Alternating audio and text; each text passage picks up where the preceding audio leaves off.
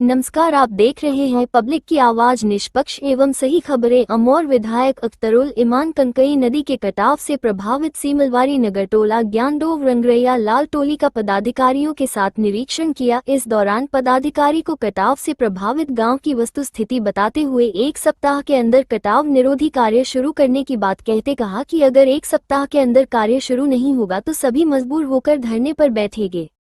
नदी के किनारे ज्ञानडोव पंचायत के वार्ड नंबर 3 में खड़ा हूँ। ये सिमलवारी नंगला टोला वो जगह है जहाँ पर यहाँ 40 परिवार का पक्का मकान था, जिनके अवशेष वहाँ पर दिखाई दे रहे, जिनके मकान थे।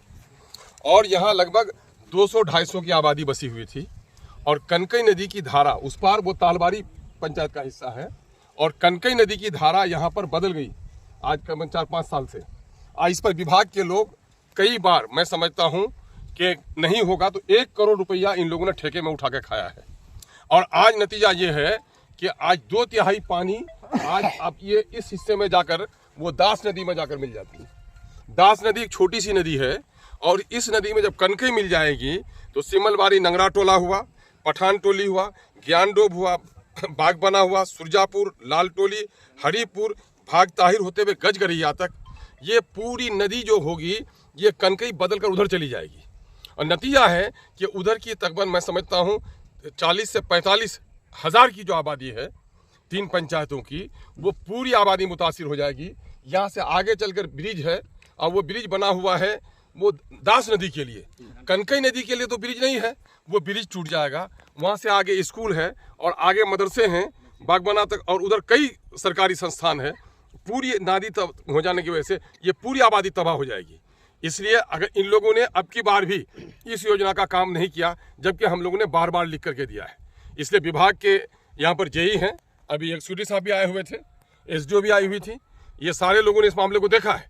इसलिए हम इन लोगों को थ्रेट कर रहे हैं कि अभी आपके लिए मौका है कि यहाँ परकोपाइन वगैरह देकर या जिस तरह से हो इमरजेंसी काम आप कीजिए।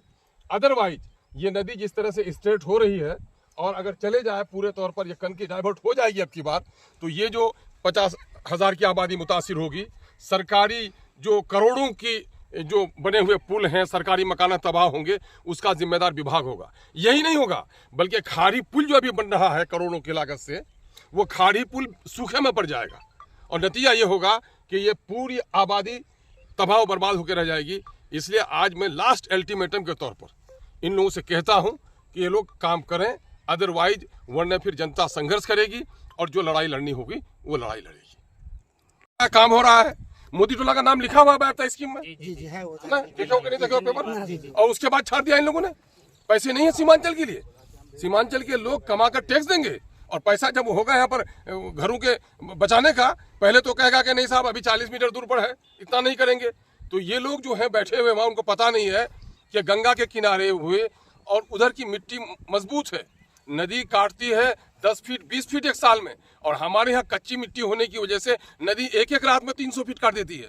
तो वो आप कहेंगे कि नहीं 20 फीट नजदीक होगा तब हम बांधेंगे, तो रात भर में तो 300 फीट काट करके हमारी बस्ती कट जाएगी। इसलिए दोनों तरफ की योजनाएं हमारी ली जाए, उसी के लिए हम लोग संघर्षशील हैं।